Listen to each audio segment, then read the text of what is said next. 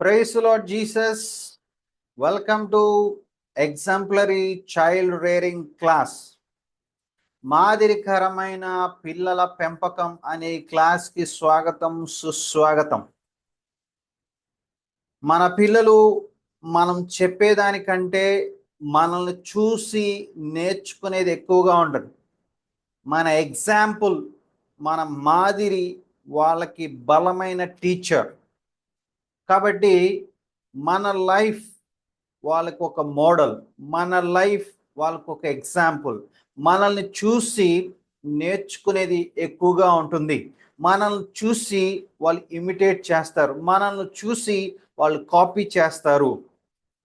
So అలాంటప్పుడు మనం ఎంత జాగ్రత్తగా జీవించాలి, ఎంత జాగ్రత్తగా మాట్లాడాలి, ఎంత జాగ్రత్తగా ప్రవర్తించాలి, మన ఎగ్జాంపుల్ అనేది ఎంత ఇంపార్టెంటో మీరు ఒకసారి ఆలోచన చేయండి. రీసెంట్గా నాకు వాట్సాప్లో ఒక చిన్న వీడియో క్లిప్ పంపించారు. అందులో ఏముందంటే, ఒక చిన్న బాబు సెల్ ఫోన్ చూసుకుంటూ అలా కూర్చుంటాడు. వాడు ఆ సెల్ ఫోన్ చూసుకుంటూ ఇక తలకాయ అంతా కూడా ఫోన్లోనే పెట్టేసుకొని చూస్తూ కూర్చుంటాడు. అంతలోకి ఆ బాబు వాళ్ళ పేరెంట్స్ ఏం చేస్తారంటే, ఫాదర్ ఒక బుక్, మదర్ ఒక బుక్ తీసుకొని ఆ బాబుకి అటువైపు తండ్రి ఇటువైపు తల్లి కూర్చుని వాళ్ళు ఫోన్లు పక్కన పెట్టేసి ఆ పుస్తకాలు చదువుకుంటూ కూర్చుంటారు. కాసేపటికి బాబు ఇట్లా చూస్తాడు, డాడీ పుస్తకం చదువుతున్నాడు, మమ్మీ పుస్తకం చదువుతున్నాడు. వీడు కూడా ఏం చేస్తాడు తెలుసా, ఆ ఫోన్ పక్కన పడేసి వీడు కూడా వెళ్ళి ఏదో ఒక పుస్తకం తెచ్చుకుని వాడు కూడా చదువుకుంటూ ఉంటాడు. సో ఆ వీడియో యొక్క సారాంశం ఏంటంటే, మనం ఏం చేస్తే మన పిల్లలు అది చేస్తారు. మనం బుక్స్ చదివితే మన పిల్లలు బుక్స్ చదవడానికి ఇంట్రెస్ట్ చూపిస్తారు. మనం ఏం చేసి దాన్ని వాళ్ళు కాపీ చేస్తారు అని ఒక వండర్ఫుల్ వీడియో క్లిప్ నేను ఈ మధ్య కాలంలో చూడడం జరిగింది. అది ఎంత వాస్తవం. మనం ఏం చేస్తే మన పిల్లలు అదే చేస్తారు. So parents need to practice exemplary child rearing. తల్లిదండ్రులు మాదిరికరమైనటువంటి జీవితాన్ని పిల్లల ముందు జీవిస్తే పిల్లలు చక్కగా మనల్ని పోలి మంచిగా వాళ్ళు జీవిస్తారు. Parents leave the life of their children. ఇప్పుడు మనం ఎలా జీవిస్తున్నామో, ఎలాగా ప్రవర్తిస్తున్నామో, ఎలాగ మన జీవన శైలి ఉందో, రేపొద్దున మన పిల్లలు కూడా డిట్టో అలాగే ఉంటారు. మనలాగే మాట్లాడతారు, మనలాగే ప్రవర్తిస్తారు, మనలాగే వాళ్ళ లైఫ్ స్టైల్ ఉంటుంది. అంటే ఏంటి, ఈరోజు మనం ఎలా ప్రవర్తిస్తామో, ఎలా జీవిస్తామో వాళ్ళు కూడా రేపొద్దున అలాగే ఉంటారు అన్నది వాస్తవం. Unless the parents live right, the lifes of the children will not come up right. మనం సరిగ్గా జీవిస్తేనే తప్ప మన పిల్లలు కూడా సరిగ్గా జీవించగలుగుతారు. మనం మంచిగా జీవిస్తే, రైట్గా జీవిస్తే, సరైన రీతిలో జీవిస్తే మన పిల్లలు కూడా సరైన రీతిలో జీవిస్తారు. అర్థమవుతుందా? So parental unless the parents live right, the lifes of the children will not come up right. మనం సరిగ్గా జీవించకపోతే మన పిల్లలు కూడా సరిగ్గా జీవించరు అన్నది దయచేసి మీరు గ్రహించాలి. Therefore, parental example is the greatest example. ఏదైనా గొప్ప మాదిరి ఉందంటే అది తల్లిదండ్రుల మాదిరే. తల్లిదండ్రుల యొక్క మాదిరి పిల్లలకి చాలా important. Children learn by imitation. పిల్లలు ఎట్లా నేర్చుకుంటారు? చూసి అనుకరించడం ద్వారా, ఇమిటేట్ చేయడం ద్వారా. The learn by copying their parents. తల్లిదండ్రులు కాపీ కొడుతూ, అంటే తల్లిదండ్రులు ఏం చేస్తే అలా చేస్తారు వాళ్ళు. మనం చూసారా, మన పిల్లలు కూడా కొన్నిసార్లు మనలాగా మన దగ్గరకు వచ్చి మనం ఏం చేసాం అలాగ మనం ఎలా చేస్తామో అలాగ మన ముందుకు వచ్చి చేసి వాళ్ళు చూపిస్తూ ఉంటారు. అంటే ఏం నేర్చుకుంటున్నారు వాళ్ళు? మనం ఏం చేస్తే నేర్చుకుంటారో. అర్థమవుతుందా? So they like to copy parents. They learn by copying their parents. Okay, parental actions need to be exemplary. కాబట్టి మనం ఏం చేసినా అది పిల్లలు చూస్తూ నేర్చుకుంటారు అన్న విషయము మనము చాలా చాలా గుర్తుపెట్టుకొని కేర్ఫుల్గా ఉండాలి. They should not do anything that is not an example for their children to follow.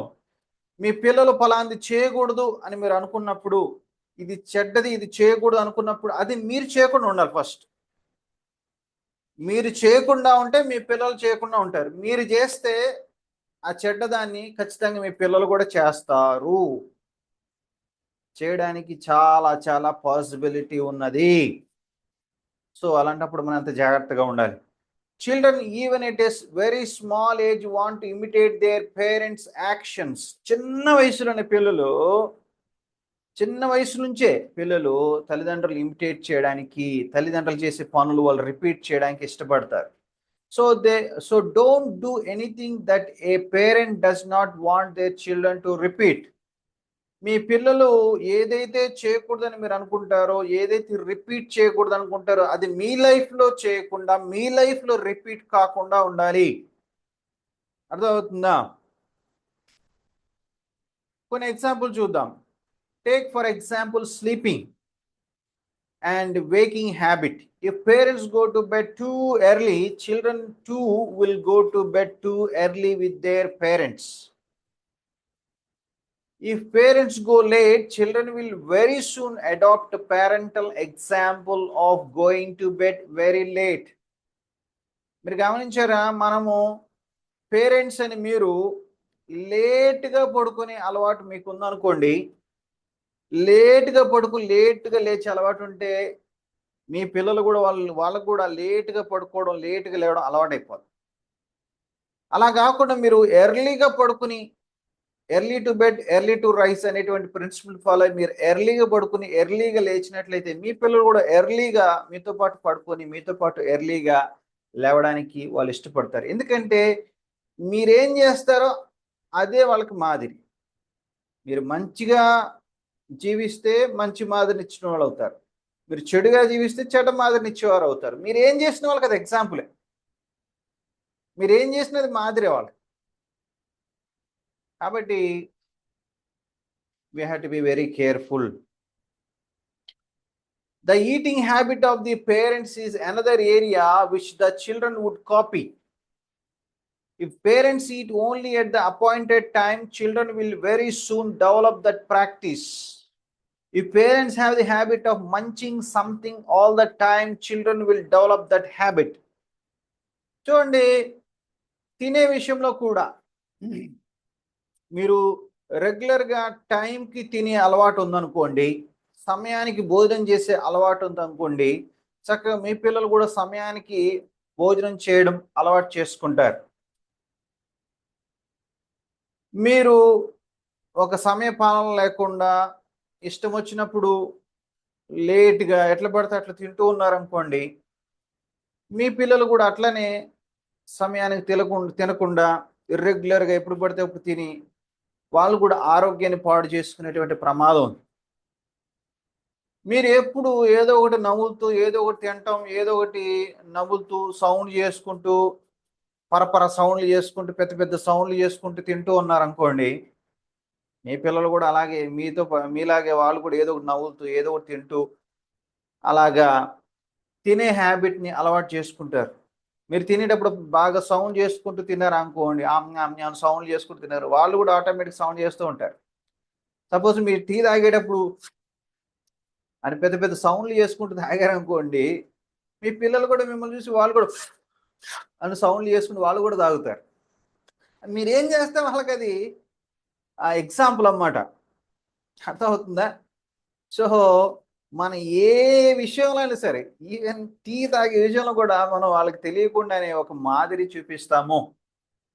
మనల్ని బట్టే వాళ్ళ ప్రవర్తన, మనల్ని బట్టే వాళ్ళ అలవాట్లు, మనల్ని బట్టే వాళ్ళ యొక్క జీవన శైలి అనేది ఆధారపడి ఉంటుంది. ఓ డియర్ పేరెంట్స్, అట్లాంటప్పుడు మనం ఎంత జాగ్రత్తగా ఉండాలి. మనల్ని మన పిల్లలు గమనిస్తున్నారు అన్న విషయం మనలో ఎంతమంది ఆలోచన చేస్తా ఉన్నాం.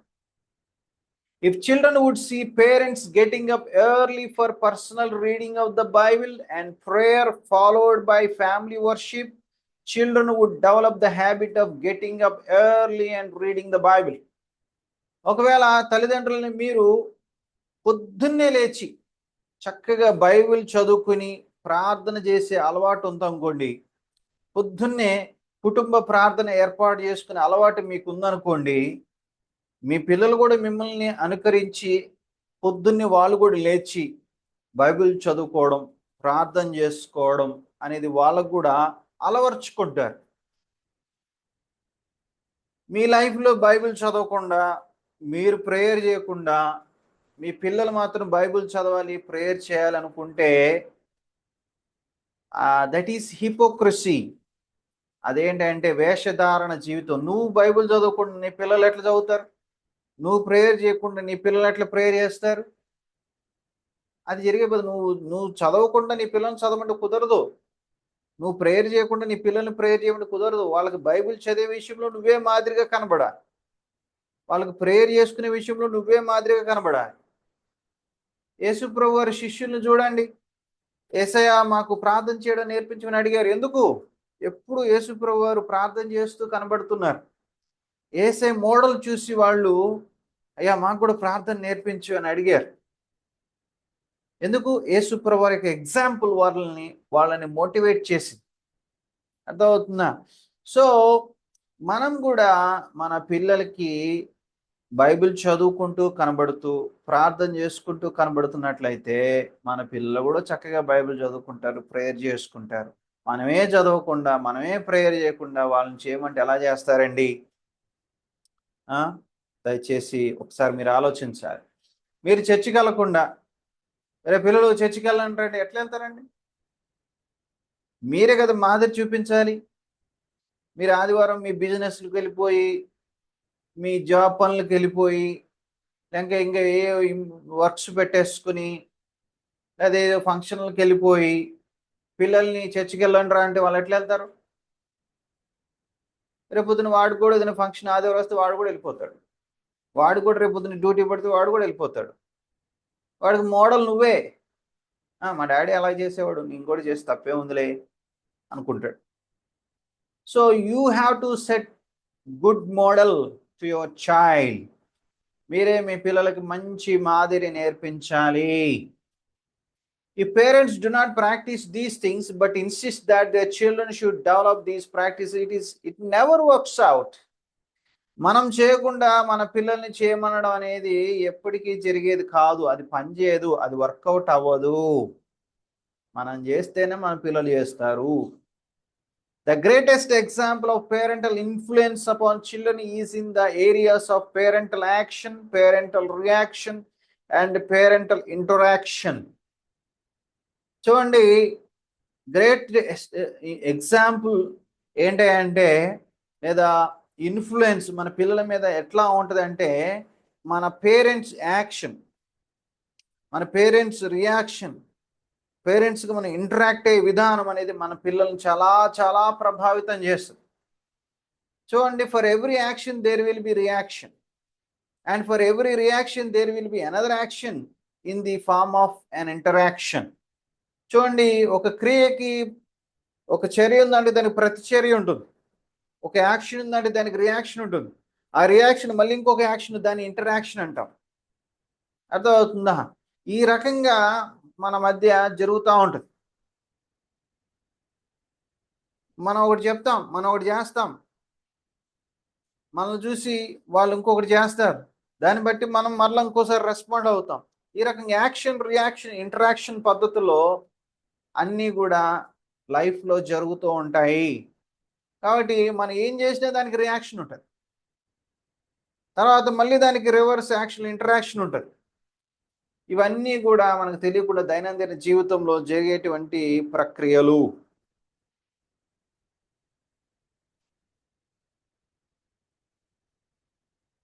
జాన్ 5:17, యోహాను సువార్త 5:17లో ఒక ఇంపార్టెంట్ వర్స్ ఉంది, చూడండి. We read the Lord saying, my Father has been working until now and I have been working. ఏంటంటే, my Father has been working until now and I have been working. అయితే యేసు, నా తండ్రి ఇది వరకు పని చేయుచున్నాడు, నేను నువ్వు చేయుచున్నానని వారికి ఉత్తరం ఇచ్చాను. నా తండ్రి పని చేస్తూ ఉన్నాడు, నేను కూడా పని చేస్తున్నా. సో నా తండ్రి పని చేస్తున్నాడు, నేను కూడా పని చేస్తున్నా. నేను ఎవరిని ఇమిటేట్ చేస్తున్నా అంటున్నాడు యేసు ప్రభు? తండ్రిని ఇమిటేట్ చేస్తున్నా. తండ్రి ఏం చేస్తున్నారు? వర్క్ చేస్తున్నారు. నేనేం చేస్తున్నాను? వర్క్ చేస్తున్నాను. నేను ఎవరిని ఇమిటేట్ చేస్తున్నాను? నా తండ్రిని. సో తండ్రి చేసే పనులను పిల్లలు ఇమిటేట్ చేస్తారు అనేటువంటి గొప్ప ప్రిన్సిపల్ని ఇక్కడ యేసుప్రభు వారే చెప్తా ఉన్నారు. The Lord's response to the Father's work is to imitate him. ప్రభువారి యొక్క స్పందన ఏంటి? తండ్రి చేసినటువంటి పనికి కుమారుడు యొక్క స్పందన ఏంటి? కుమారుడు కూడా నేను కూడా అదే చేస్తాను, నేను కూడా అదే ఇమిటేట్ చేస్తాను అంటున్నాడు. But the reaction of the juice is very strange. ఈ స్టేట్మెంట్ ప్రభు చెప్పిన తర్వాత యూదుల యొక్క ప్రతిస్పందన ఎలా ఉంది? రియాక్షన్ ఎలా ఉంది? వింతగా ఉంది. They took stones to stone him. రాళ్ళు తీసుకుని ఆయన కొట్టడానికి పోయారు. The reaction of the Lord was to imitate the father's action. మరి ప్రభు వారి యొక్క రియాక్షన్ ఏంటి? తండ్రిని ఇమిటేట్ చేస్తున్నారు. But the reaction of the people was to stone Christ. కుమారుడేమో తండ్రి పని చేస్తున్నాడు కాబట్టి నేను కూడా పని చేస్తున్నా అన్నాడు. కానీ ఈ ప్రజలు ఏం చేస్తున్నారు? క్రీస్తుని రాళ్ళతో కొట్టడానికి రియాక్ట్ అవుతూ ఉన్నారు. Why so? ఎందుకు అలాగా? Because they understood that Jesus was making himself equal to God by calling God my Father. ఎందుకు వాళ్ళు యేసయ్యని రాళ్ళతో కొట్టడానికి ప్రయత్నం చేస్తున్నారు అంటే, యేసుప్రభువారు తండ్రిని పట్టుకుని నా తండ్రి అని అన్నారు. నా తండ్రి అని ఎప్పుడైతే దేవుణ్ణి యేసుప్రభువారు పిలిచారో వాళ్ళకి కోపం వచ్చింది. ఎందుకంటే నా తండ్రి అంటే అర్థం ఏంటంటే దేవుడితో సమానం చేసుకుంటున్నాడు అని అర్థం. యూదులు ఎప్పుడు కూడా మా తండ్రి అంటారు, నా తండ్రి అని ఎవరు కూడా అనరు. కానీ ఇక్కడ యేసుప్రభు ఏమంటున్నారు? నా తండ్రి అని చెప్తున్నా. అంటే అర్థం ఏంటంటే నేను తండ్రి సమానమే అనే మాట చెప్తూ, అంటే నేను కూడా దేవుణ్ణి, నేను దేవుణ్ణి, ఆయనతో సమానమైన దేవుణ్ణి అని చెప్పేసరికి వాళ్ళకి కోపం వచ్చింది. Following these reactions, there is an interaction. దీని తర్వాత మళ్ళీ ఒక which reveals many truths about God and Jesus Christ. దీని తర్వాత యేసు ప్రభు వారి గురించి అనేక సత్యాలు అక్కడ చెప్పబడ్డాయి. In John 8:38, we have another example of action, reaction, interaction. Jesus said, I speak what I have seen with my Father, and you do what you have seen with your father. యేసుప్రభు అన్నారు, నేను నా తండ్రి యొద్ద చూచిన సంగతులే బోధించుచున్నాను. నా తండ్రి యొద్ద చూచిన సంగతులు, వింటున్నారా? చూచిన సంగతులే బోధించున్నాను. ఆ ప్రకారం మీరు మీ తండ్రి యొద్ద వినిన వాటిని జరిగించున్నారని వారితో చెప్పిన. అందుకు వారు ఆయనతో, మా తండ్రి అబ్రహాం అనిరి. యేసు మీరు అబ్రహాం పిల్లలైతే అబ్రహాం చేసిన క్రియలు చేతురు అన్నారు. చూడండి, తండ్రి యొద్ద చూచిన సంగతులే నేను బోధిస్తున్నా అని ప్రభు వారు చెప్పారు. నేను చూచినవి అంటే తండ్రి ఎగ్జాంపుల్ని బట్టి నేను ఫాలో అవుతున్నాను అంటున్నారు. మీరు కనుక మీరు కూడా మీ తండ్రినే ఫాలో అవుతున్నారు. అప్పుడు మా తండ్రి అబ్రహాం అంటే, మీరు అబ్రహాము మీ తండ్రి అయితే, మీరు అబ్రహాముకు మీరు పిల్లలు అయితే మీరు అబ్రహాం చేసిన క్రియలే చేయాలి అని యేసుప్రభు చెప్పారు. But the people reacted by saying that their father is Abraham. But Jesus responded to the statement by another reaction saying, if you were Abraham children you would do the works of Abraham. మేము Abraham పిల్లలం అని చెప్పినప్పుడు యేసుప్రభు reaction చూడండి, మీరు Abraham పిల్లలైతే Abraham చేసినట్టే మీరు కూడా చేయాలి కదా. పిల్లలు తండ్రిని ఇమిటేట్ చేయాలి కదా. మీరు అబ్రహాం పిల్లలైతే అబ్రహాం లాగా మీరు కూడా ప్రవర్తించాలి కదా, అబ్రహాం లాగా మీరు కూడా వర్క్ చేయాలి కదా అని, అబ్రహాం చేసిన క్రియలు మీరు కూడా చేయాలి కదా అని యేసుప్రభు చెప్పారు. అంటే ఇక్కడ ఏం పాయింట్ చెప్తున్నారు? పిల్లలు సాధారణంగా తల్లిదండ్రుల దగ్గర నుంచి చూసినవి చేస్తారు, సహజం అది. ఇమిటేషన్ అనేది very natural. Following this, there is a discourse by the Lord explaining that the action of the Jews follows the example of Satan, while Christ's action follows the example of the Father. ఇక్కడ యేసుప్రభు వారు చెప్తే ఏమంటున్నారంటే, నేను తండ్రిని అనుకరిస్తున్నాను, తండ్రి మాదిరిని అనుసరిస్తూ, నా తండ్రి పనిచేయవాడు కాబట్టి నేను కూడా పనిచేస్తున్నా. ఓ యూదులారా, ఇక్కడున్న యూదులారా, మీరు అనుకున్నట్టుగా మీ తండ్రి పనులే మీరు కూడా చేస్తున్నారు. కానీ మీ తండ్రి మీరు అనుకున్నట్టుగా అబ్రహాము కాదు. మీరు మీ తండ్రికి అపవాది సంబంధులు. మీ తండ్రి దురాశలు నెరవేర్చుకోరుచున్నారు. ఆది నుండి వాడు నరహంతకుడై ఉండి సత్యమందు నిలిచిన వాడు కాడు, అని యందు సత్యమే లేదు. వాడు అబద్ధం ఆడునప్పుడు తన స్వభావం అనుసరించి ఏ మాటలాడును. వాడు అబద్ధికుడును, అబద్ధమునకు జనకుడునై ఉన్నాడు. మీరు మీ తండ్రి కార్యాలు చేస్తున్నారు యూదులారా. మీ తండ్రి అబ్రహాము కాదు. మీ తండ్రి ఎవరంటే అపవాది. మీరు అపవాది సంబంధులు. వాళ్ళలాగే మీరు కూడా తప్పుడు పనులు చేస్తున్నారు. నేను నా పరలోకపు తండ్రి మాదిరిని అనుసరిస్తున్నాను, మీరు అపవాది మాదిరిని అనుసరిస్తున్నారు అని యేసు ప్రభు వారు వాళ్ళని ఖండిస్తూ వచ్చారు. మనము మన పిల్లలకి మంచి తండ్రులంగా ఉండాలి, మన మంచి తల్లులంగా ఉండాలి. అప్పుడే మన పిల్లలు మంచి వ్యక్తులుగా, మంచి ప్రవర్తన కలిగి మనల్ని పోలి నడుచుకుంటారు. మనము అపవాది సంబంధులాగా నడుచుకున్నట్లయితే, అబద్ధాలు ఆడుకుంటూ, మోసాలు చేసుకుంటూ, దురాశలు నెరవేర్చుకుంటూ జీవించినట్లయితే మన పిల్లలు కూడా అలాగే తయారవుతారు. మిత్రులారా, దయచేసి ఈ విషయాన్ని గమనించండి. Children are observing you. పిల్లలు మిమ్మల్ని గమనిస్తున్నారు అనేది దయచేసి మీరు గ్రహించండి. Samuel grew up with Eli. Basically, the only family with which Samuel had close familiarity was that of Eli's family, which was corrupt. చూడండి, సమూయేలు ఏలీ ఇంట్లో పెరిగాడు, ఏలీ దగ్గర పెరిగాడు. సో ఈ సమూయేలుకి తెలిసిన ఒకే ఒక సన్నిహిత కుటుంబం ఏదైనా ఉందంటే అది ఏలీ కుటుంబమే. ఏలీ తన పిల్లల్ని పెంచే విషయంలో ఫెయిల్ అయిపోయాడు. ఏలీ తన పిల్లల్ని పెంచే విషయంలో ఫెయిల్ అయిపోయాడు. అట్లాగే సమూయేలు కూడా అదే రీతిలో వెళ్ళిపోయి సమూయేలు కూడా ఒక ఫాదర్గా ఫెయిల్ అయిపోయినట్లుగా మనం చూస్తాం. Samuel did not know how to interact with his own children, and so what happened is that Samuel failed as a father, and his children followed the example of Eli's children, covetousness. సమూయేలు తన పిల్లలతో ఎట్లా interact అవ్వాలో తెలుసుకోలేకపోయాడు. గొప్ప ప్రవక్త, కానీ తన పిల్లలతో ఎలా ప్రవర్తించాలో గ్రహించలేకపోయాడు. తద్వారా తన పిల్లలు పాడైపోయారు. ఏలీ పిల్లలు ఏ విధంగా అయితే దురాశకు లోనయ్యారో అలాగే వీళ్ళు కూడా అదే మాదిరిని అనుసరించి సమూయేలు పిల్లలు కూడా పాడైపోయినట్లుగా మనం చూస్తా ఉన్నాం. సో ఏం జరిగింది? సమూయేలు తెలిసిన ఫాదర్ ఎవరంటే ఏలీ. ఏలీలాగే సామ్యుయేలు కూడా అయిపోయాడు. సో మనం ఎవరిని చూస్తామో వాళ్ళనే ఫాలో అవుతాం. మనకి మంచి మాదిరి ఉంటే మనం కూడా మంచిగా తయారవుతాం. మనకి చెడ్డ మాదిరి ఉంటే మనకు తెలియకుండా చెడ్డ మాదిరి మనం ఇమిటేట్ చేస్తాం, ఇన్ఫ్లుయెన్స్ పడిపోతుంది. సేమ్ వే మనం మంచి మాదిరి చూపిస్తే మన పిల్లలు మంచి బాటలో నడుస్తారు. మనం చెడ్డ మాదిరి చూపిస్తే మన పిల్లలు కూడా చెడ్డ మాదిరి వెళ్ళిపోతారు.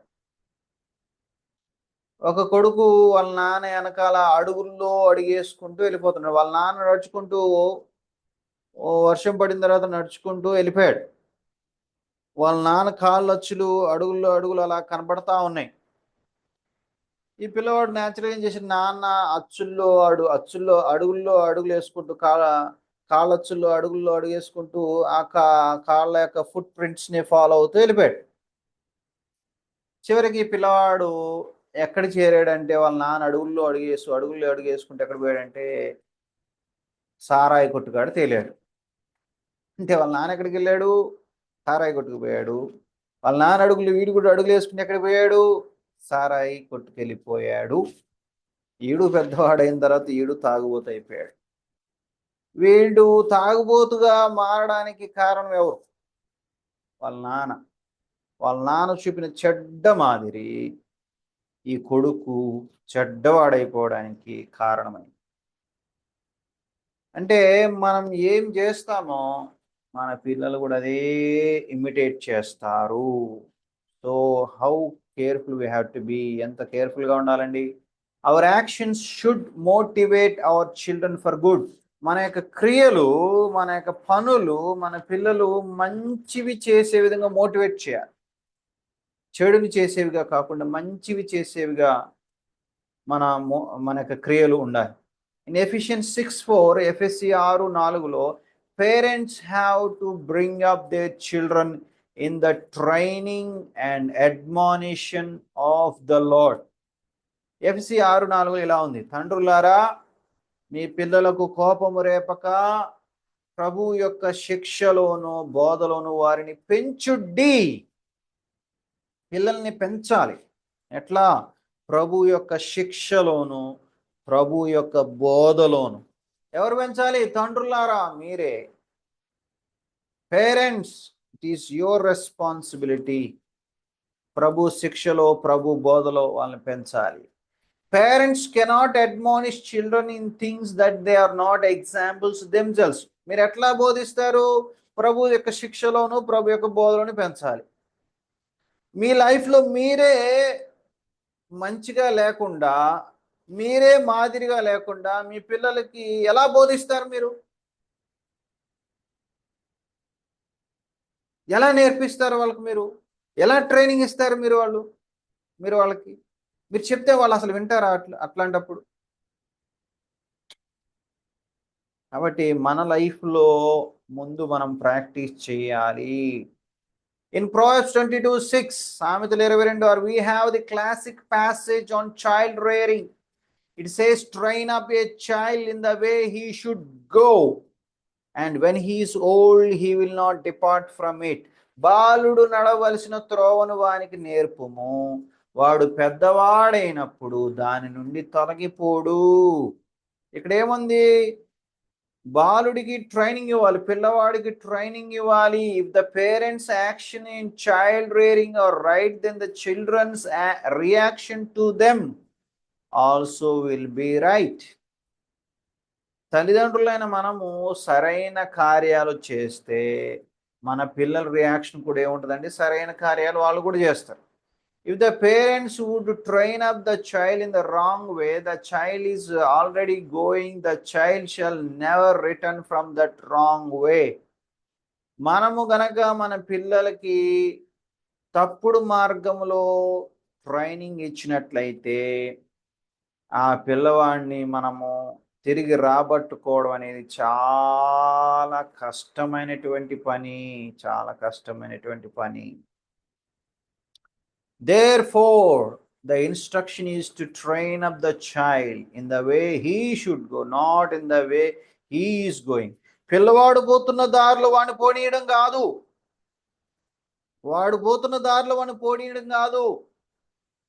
వాడు వెళ్ళాల్సిన మార్గంలో, సరైన మార్గంలో వాడిని పెంచడం అనేది మన యొక్క task.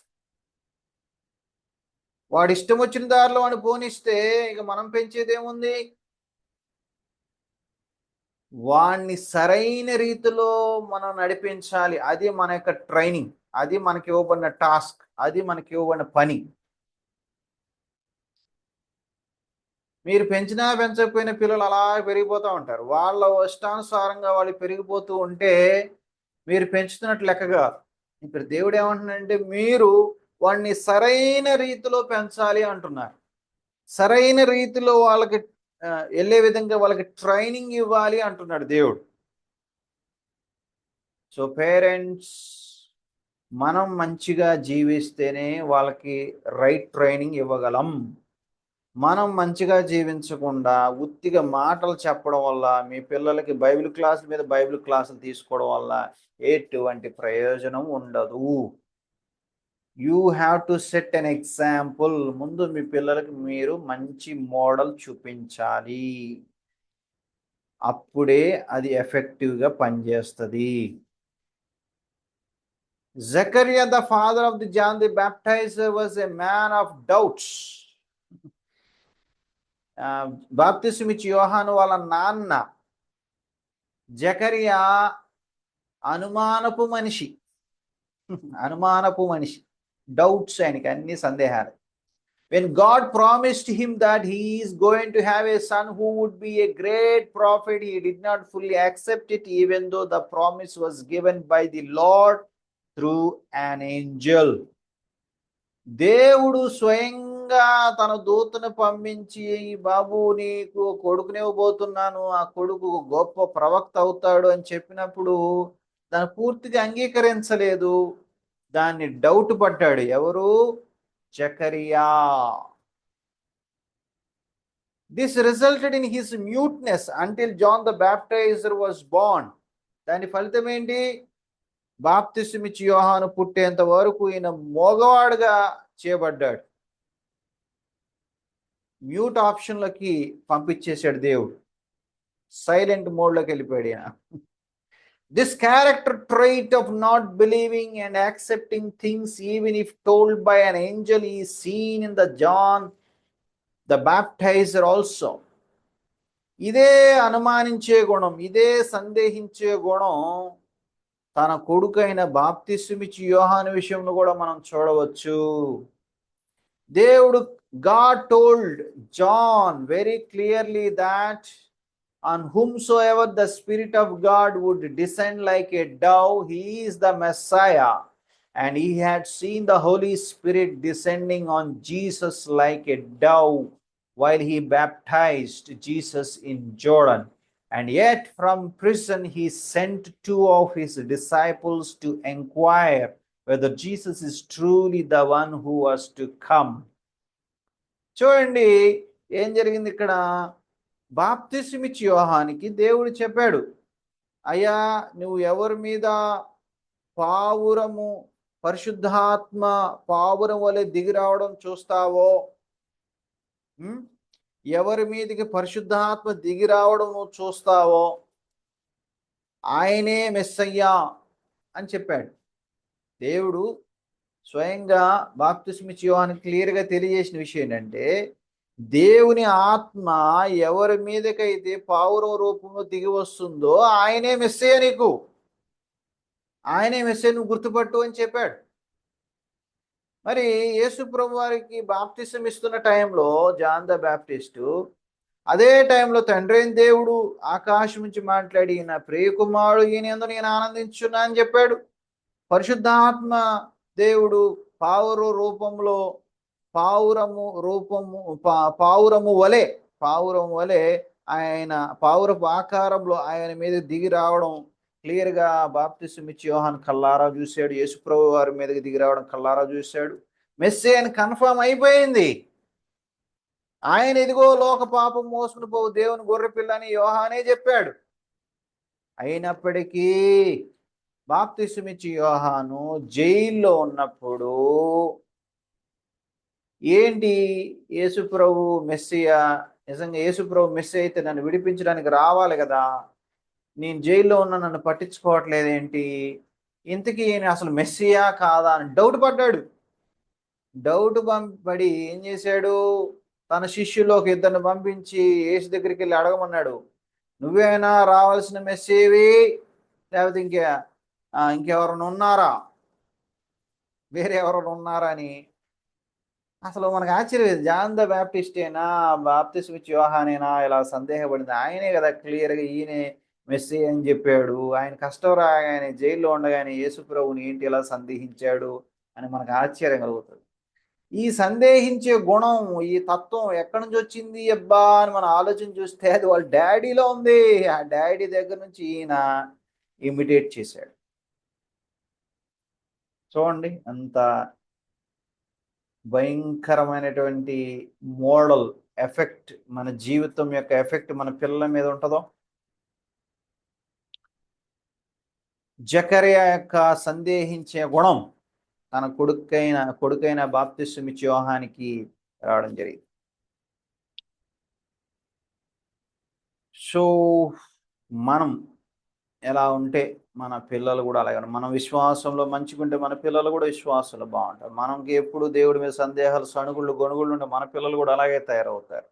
So we should set good example even in our faith for our children. Children copy the reactions of parents. పిల్లలు తల్లిదండ్రులు చేసే వాటిని కాపీ కొడతారు. Isaac copied Abraham's cowardly action of lying about his wife. ఐజాక్ ఏం చేశాడు? తన భార్యను పట్టుకొని నా చెల్లెలు అని చెప్పాడు. ఎక్కడి నుంచి వచ్చింది ఈ యొక్క స్వభావం అంటే? వాళ్ళ డాడీ దగ్గర. వాళ్ళ డాడీ కూడా అంతే. వాళ్ళ డాడీ అబ్రహాము తన భార్యను పట్టుకొని సిస్టరు అని చెప్పాడు. కొడుకు కూడా సేమ్ సిచ్యువేషన్ వచ్చినప్పుడు సేమ్ చేశాడు. చూసారా? పిల్లలు ఇమిటేట్ చేస్తారు. మనం ఏం చేస్తే మన పిల్లలు కూడా అదే ఇమిటేట్ చేస్తారని బైబిల్ ఎంత చక్కటి ఎగ్జాంపుల్స్ మనకున్నాయో. దీన్ని బట్టి మీకు భయం వేయట్లేదా? దీన్ని బట్టి మీకు జాగ్రత్త పడాలని అర్థం కావట్లేదా? దీన్ని బట్టి మనం ఎంత జాగ్రత్తగా ఉండాలో గమనించండి friends. Our reactions are often more powerful and more influential than their actions. మనం చేసే క్రియల కంటే రియాక్షన్స్ అనేవి చాలా పవర్ఫుల్గా ఉంటాయి, చాలా ప్రభావితంగా ఉంటాయి. మనం యాక్షన్ చేస్తే మన పిల్లలు రియాక్షన్ చేస్తారు. మనం చేసిన దానికి రియాక్ట్ అయ్యి వాళ్ళు స్పందిస్తూ ఉంటారు. మనల్ని వాళ్ళు కాపీ చేస్తూ ఉంటారు. సో అవి ఇంకా పవర్ఫుల్ ఇన్ఫ్లుయెన్స్ అన్న విషయం మీరు గమనించాలి. డ్యూట్రానమీ 6, ద్వితీయోపదేశకాండం 6వ అధ్యాయం, we have the beautiful actions, reactions and interactions that God expects from all godly families. భక్తిగల కుటుంబాలన్నింటిలో కూడా యాక్షన్, రియాక్షన్, ఇంటరాక్షన్స్ అనేవి ఇలా ఉండాలని దేవుడు కోరుకుంటున్నాడు. ఇశ్రాయేలు వినుము, మన దేవుడని యెహోవా అద్వితీయుడగు యెహోవా. నీ పూర్ణ హృదయంతోను, నీ పూర్ణ ఆత్మతోను, నీ పూర్ణ శక్తితోను నీ దేవుడని యెహోవాను ప్రేమింపవలను. ముందు ఏమంటున్నాడు దేవుడు? ఓ తల్లిదండ్రులారా, మీరు ముందు దేవుణ్ణి ప్రేమించండి. నేడు నేను నీకు ఆజ్ఞాపించి ఈ మాట నీ హృదయంలో ఉండవాలి. ముందు నా మాటలను మీ హృదయంలో పెట్టుకోండి తల్లిదండ్రులారా. ముందు మీరు నా మాటలను గౌరవించండి, నా మాటలని మీ హృదయంలో పెట్టుకోండి. నీవు నీ కుమారులకు వాటిని అభ్యసింపజేయాలి, తర్వాత నీ పిల్లలకు వాటిని అభ్యసింపజేయండి. ముందు మీరు నా మాటలని హృదయంలో పెట్టుకోండి, తర్వాత మీ పిల్లలకు వాటిని అభ్యసింపజేయండి. నీ ఇంట కూర్చున్నప్పుడు, త్రోవ నడిచినప్పుడు, పండుకున్నప్పుడు, లేచినప్పుడు వాటిని గురించి మాట్లాడండి. సూచనగా వాటిని చేతికి కట్టుకుని వాళ్ళను, అవి నీ కన్నుల నడుమ బాసికము వలె ఉండవలను, నీ ఇంటి ద్వారబంధముల మీద, నీ గౌన్ల మీద వాటిని వ్రాయవలెను. The parents were to decorate their homes with instructive statements of the word of God. తల్లిదండ్రులు ఇంటి చుట్టూ, గేటు దగ్గర, ద్వారబంధాల దగ్గర, గోడల మీద దేవుని వాక్యాన్ని అందంగా అలంకరించి రాయాలి. అప్పుడు పిల్లలు వచ్చి డాడీ, మమ్మీ అదేంటి అని అడుగుతారు. దాని అర్థం ఏంటి అని అడుగుతారు. అప్పుడు మనం ఆ వాక్యాన్ని వివరణ ఇవ్వాలి. The parents were to interact by explaining the meaning and the purpose of those signs and symbols. అప్పుడు ఏం చేయాలి? తల్లిదండ్రులు పిల్లలు వచ్చి అడిగేసరికి మళ్ళీ పేరెంట్స్ ఇంటరాక్ట్ అవ్వాలి. అంటే నాన్న, ఇగో ఈ వాక్యం యొక్క అర్థం ఇది దేవుని వాక్యం. ఇగో ఈ గోడ మీద ఉన్నది దేవుని వాక్యం, ఈ గేట్ మీద ఉన్నది దేవుని వాక్యం, ఈ ద్వారబంధం మీద ఉన్న దేవుని వాక్యం, దీని అర్థం ఇది. దేవుడు ఏమన్నాడు? సింబల్స్ మీ చేతి కట్టుకోండి అంటే, ఇక్కడ ఏదన్నా ఒక చక్కగా ఒక అందంగా ఆకర్షణీయమైన ఒక అట్ట మీద దేవుని వాక్యం చేతి కట్టుకుంటే డాడీ ఇది ఏంటి అని వచ్చి అడుగుతాడు. అప్పుడు మనం చక్కగా దాన్ని వివరించి, ఇగో గాడ్ ఈజ్ లవ్, దేవుడు ప్రేమ స్వరూపి అని ఒక లవ్ సింబల్ లాంటి ఒక అట్ట తయారు చేసుకుని దాని మీద మనం రాసి చూపించినప్పుడు, దాన్ని మనం వాడు వచ్చి ఏంటి అడిగినప్పుడు చక్కగా దేవుడు ప్రేమ స్వరూపి నానని దేవుడి ప్రేమ గురించి మనం వివరించవచ్చు. అట్లా మనం వాళ్ళకి వివరించాలి. సైన్స్, సింబల్స్ ద్వారా వాళ్ళకి ఇది కూడా ఇంటరాక్షన్ అన్నమాట. మన యాక్షన్ ఒకటి రాసాం, ఒకటి తయారు చేసాం, పిల్లవాడు వచ్చి ఏంటి అని అడిగాడు, మళ్ళీ మనం ఇంటరాక్ట్ అయ్యి దాన్ని వివరిస్తూ ఉన్నాం. చూడండి, యాక్షన్, రియాక్షన్, ఇంటరాక్షన్ పద్ధతుల్లో చర్య, ప్రతిచర్య, మళ్ళీ ప్రతిచర్య ద్వారా మనము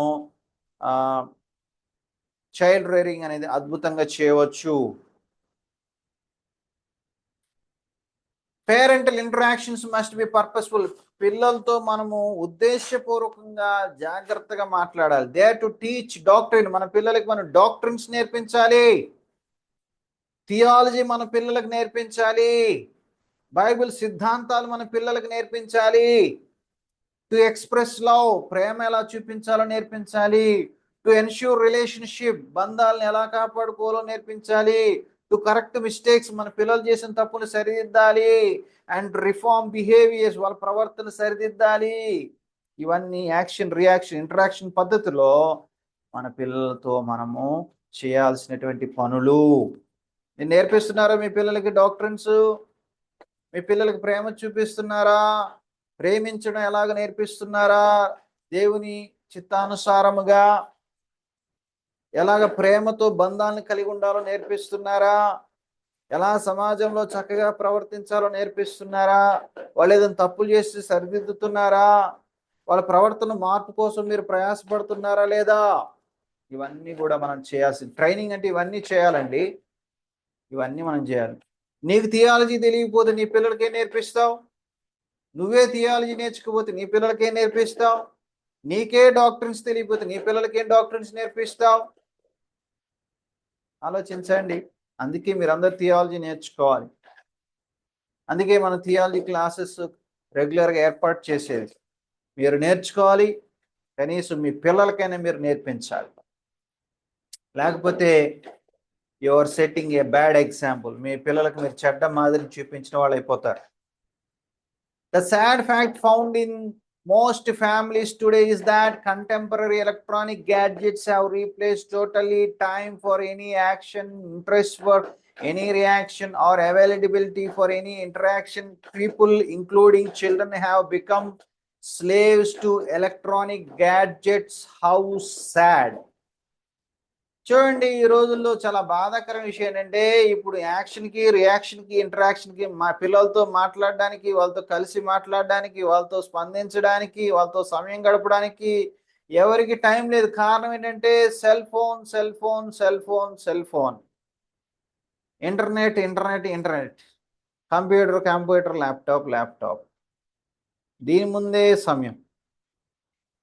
తండ్రి ఒక ఫోను, తల్లి ఒక ఫోను, పిల్లలు ఫోన్లు, అందరూ ఆ ఫోన్లో తలకాయలు పెట్టుకుని అలాగే ఉంటున్నారు.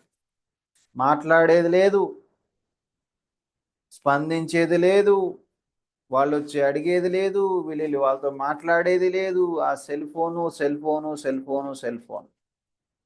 అది అది తరానికి ఉన్నటువంటి గొప్ప ప్రాబ్లం. కాబట్టి దాన్ని మనం ఓవర్కమ్ చేయాలి. సెల్ ఫోన్లో మీ పిల్లల దగ్గర ఉన్నప్పుడు సెల్ ఫోన్లు పక్కన పెట్టండి. మీ పిల్లలతో చూస్తూ మాట్లాడండి. మీ పిల్లల దగ్గర తీసుకుని మాట్లాడండి. వాళ్ళతో ప్రేమగా మాట్లాడండి. వాళ్ళకి బైబిల్ని మీరు చక్కగా నేర్పించండి. మీతో పాటు బయటికి తీసుకెళ్ళండి. సమాజంలో ఉన్న విషయాలను తెలియజేయండి. ఇంటరాక్ట్ అవ్వడం నేర్పించండి. వాళ్ళ బిహేవియర్లో తప్పులు సరిదిద్దండి. బంధాలకు విలువివ్వడం నేర్పించండి.